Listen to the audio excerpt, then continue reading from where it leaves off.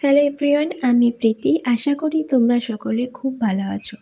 আবার আজকে একটা নতুন মিনি ব্লগ নিয়ে তোমাদের কাছে হাজির হয়ে গেছি। আজকের দিনটি হলো শুক্রবার আর এখন বাজে সকাল ৬টা। আর এখন যেহেতু একটু ঠান্ডা ঠান্ডা পড়ে গেছে আমাদের এখানেও, তাই একটু দেরি হয়ে যায় উঠতে। আগে না হলে আরেকটু সকালে উঠতাম।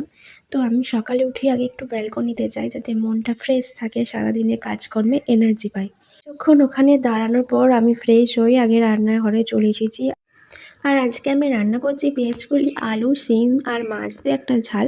আর আমার ভাত না হয়ে গেছে, তার মাঝেই আমি বিছানাটা একটু গুছিয়ে নিচ্ছিলাম। আচ্ছা, আমার এই ছোটো ছোটো মিনি ব্লগগুলো তোমাদের কেমন লাগছে একটু কমেন্ট করে জানিও। তাহলে আমিও এনার্জি পাবো নতুন নতুন ভিডিও আপলোড করার জন্য। যাই হোক, দেখো তরকারিটা আমি বসিয়ে দিয়েছি আর আমি ভাতটাও ফ্যানটা গড়িয়ে নিচ্ছিলাম। এরপর আমাকে ওর টিফিন বক্সটা প্যাক করে দিতে হবে। আর এই ঠান্ডা পড়তে না ও আর সকালে খেয়ে যায় না, না হলেও কিছু না কিছু খেয়ে যায়। তো আজকে নিয়ে গেছে ও টিফিনে মুড়ি নিয়ে গেছে। আর আমি একবার রান্নাঘরের দিকটা সামলাচ্ছি, আবার ঘরে এসে বিছানাটা ঠিক করে নিচ্ছি। আর আজকে আমি একটু বানাবো, কালকে আমার জন্য এনেছিল পাউরুটি, ওটা একটু বাটার টোস্ট বানিয়ে নেব। আজকে টিফিনটা আমার ওইটা দিয়েই হয়ে যাবে। আর যেদিন ও অফিস যায় আমি আর নিজের জন্য আলাদা করে কোনো টিফিন বানিয়ে উঠি না।